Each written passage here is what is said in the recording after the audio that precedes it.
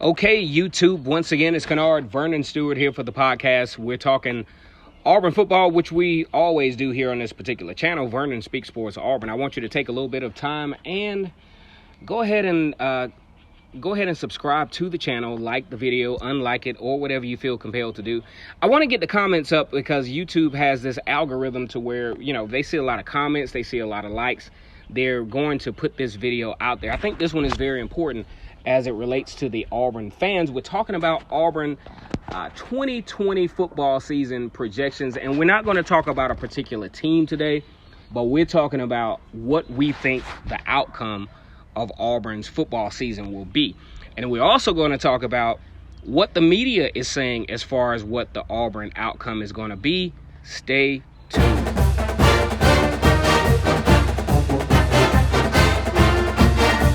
All right, so we know for the past few years, especially under the Gus Malzahn era, you talk about a record of, 12-2 his first year, went to the national championship. Next year, tapered off with a 7-6, then an 8-5, then 10. Either way, Gus Malzahn has been pretty much a non-10 digit, 2-digit, 10 win season guy since he's been there, at least for the most part. We go into this particular season and we start to think about, well, now it is time. Okay, you go 8-5. The next year, 8-5 in 2018, you go 9-4 with a very difficult schedule and some very adverse circumstances. You go 9-4 in 2019, and now we're talking about 2020. Here's what we're looking at the surface level for Auburn. Number one, you don't have to start the season off with a Clemson or a Washington or an Oregon. Teams that are probably going to be making a push to win their respective conferences. We think about 2018, Auburn took on Washington in Atlanta, Georgia. I thought Auburn should have won that game by more than 4 points. Or 5 points, or whatever the outcome was. Auburn kind of struggled with them once they allowed Washington to gain the momentum back, but eventually won that particular football game. But if you think about it, Washington went on to win the Pac-12 championship. In 2019, Auburn takes on Oregon. Oregon, a very talented football team. C.J. Verdell, Justin Herbert, very good football team. The biggest thing about that particular game, Oregon was very talented, but they just didn't have the depth that they probably would have had this year. I'm glad Auburn doesn't have to play them first game of the year this year, but subsequently, in 2019, Oregon goes on to win the Pac-12 championship and also won the Rose Bowl. Auburn wins that game. Huge deal. I'm making a footnote here because I want the Auburn fan base to understand that this is not a bad Auburn football team. Although the record may dictate otherwise as far as what the standard or what the hope or the expectation for a team in the SEC.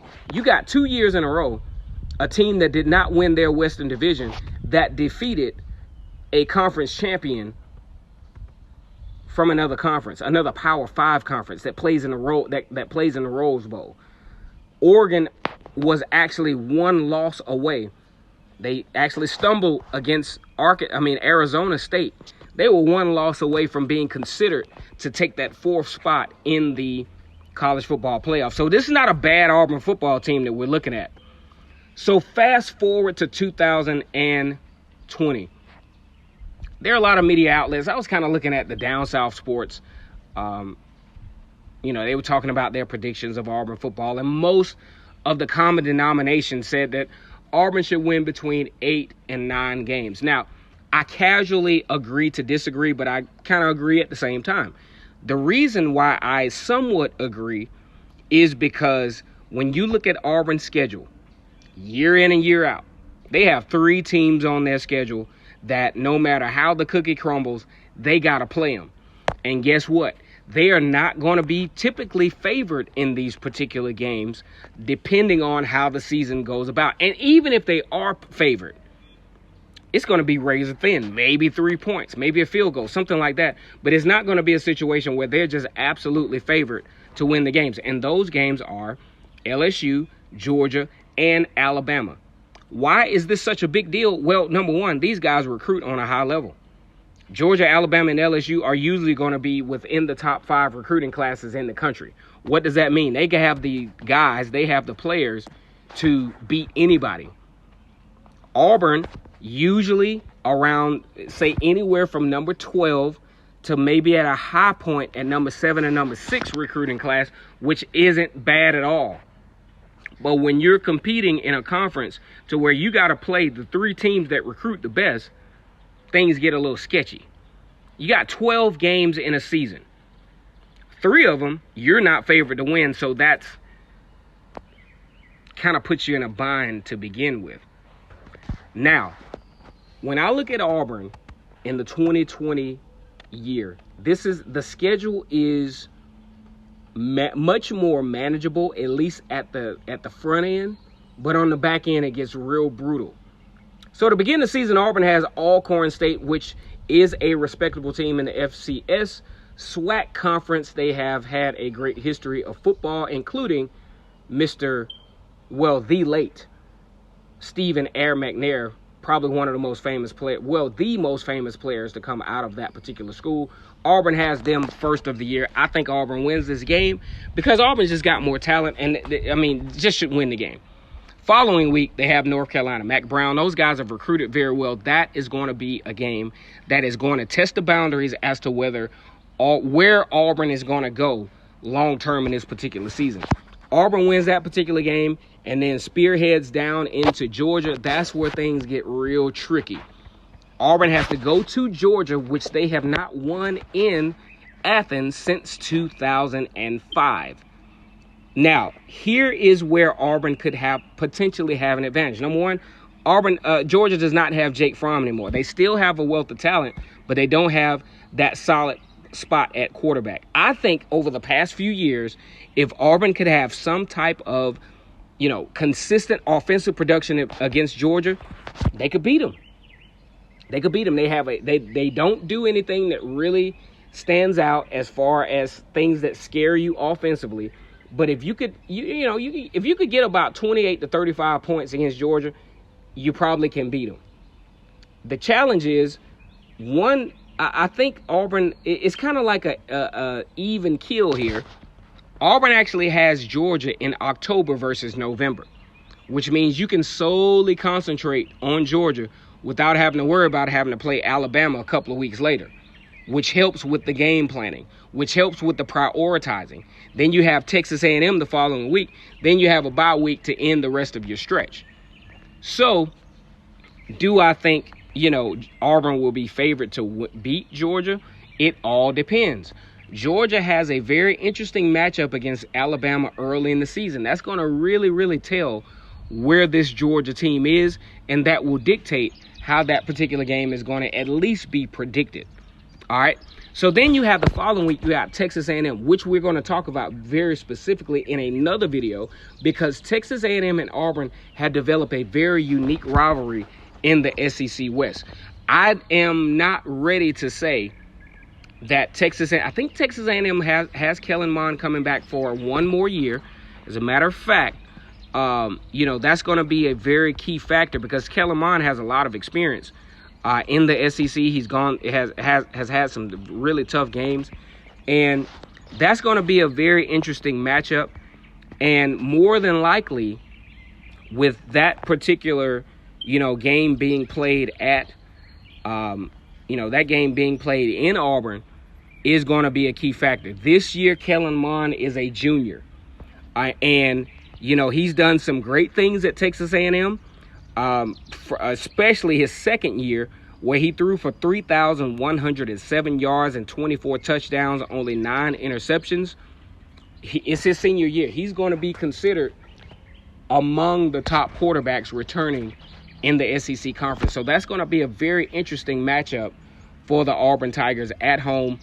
Hopefully, this won't be a 12 o'clock game. This needs to be a 3:30 or a late night game in Jordan-Hare Stadium, because this game does not need to be a 12 o'clock game for Auburn. Auburn, particularly, especially against SEC opponents, doesn't play well.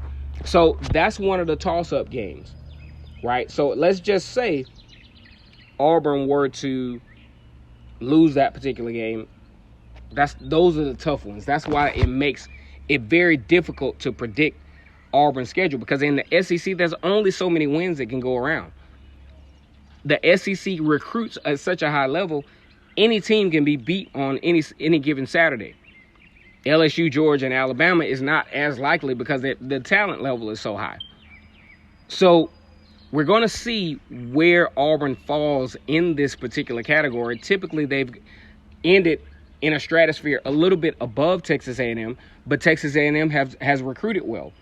So we're going to see how that plays out in this particular season. Now, as I'm looking at Auburn season, I'm looking at the prospect of a starting quarterback returning in Bo Nix. I think the guy's pretty good. We're going to see how Chad Morris can groom him into taking his quarterback play to another level. I think he has access to better wide receivers, obviously a better set of running backs. The key factor is, can they piece together this offensive line? All in all, they got to be better as a whole than they were last year. So if I'm predicting an Auburn football team, Tua Tagovailoa is gone. Joe Burrow is gone. Jake Fromm from Georgia is gone. If you look at those three teams, quarterback play took those teams to an optimal level. But with the quarterbacks being at a normal plane, I think that brings those teams down to a very beatable status. So if I'm looking at Auburn, I'm looking at, maybe some upgrades, even though some new guys on the defensive side of the football field. You have the core of the backers coming back. Those guys are very fast. And a lot of you guys may think this is unpopular, but I'm not sure if Derek Brown and Marlon Davidson has the monster year that they have if it were not for the speed at linebacker. Those guys are coming back.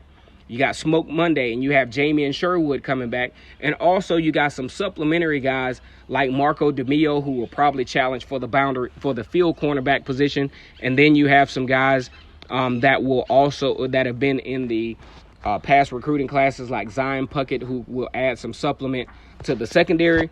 So with all of that in mind, I think you can look at a 9.5 or a 10-win season for Auburn.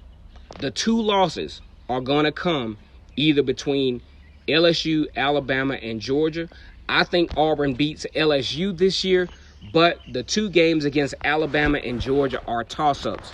Once again, it's Kennard Vernon Stewart as your host for Vernon Speaks Sports Auburn.